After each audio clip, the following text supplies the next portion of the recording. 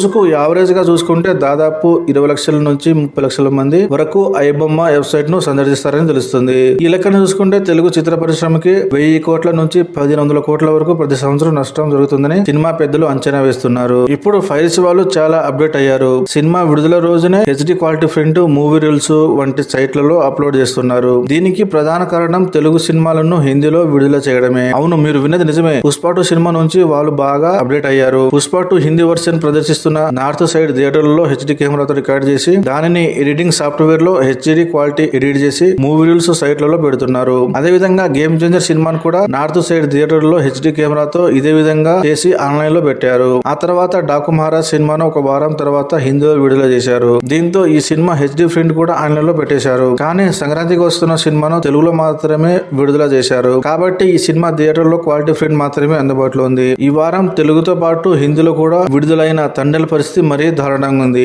ఈ cinema HD quality print movie reels site లో పెట్టేశారు. షాకింగ్ న్యూస్ ఏంటంటే విడుదలైన కేవలం 4 గంటల్లోనే హెచ్డి వర్షన్ ఆన్లైన్ లో పెట్టేశారు. దీని వల్ల తండ్రి సినిమాకు దాదాపు 10 కోట్ల వరకు నష్టం వచ్చే అవకాశం ఉంది. ఫ్యూచర్ లో హిందీలో విడుదల చేసే ప్రతి సినిమాకి ఇదే పరిస్థితి వచ్చే అవకాశం అయితే ఉంది.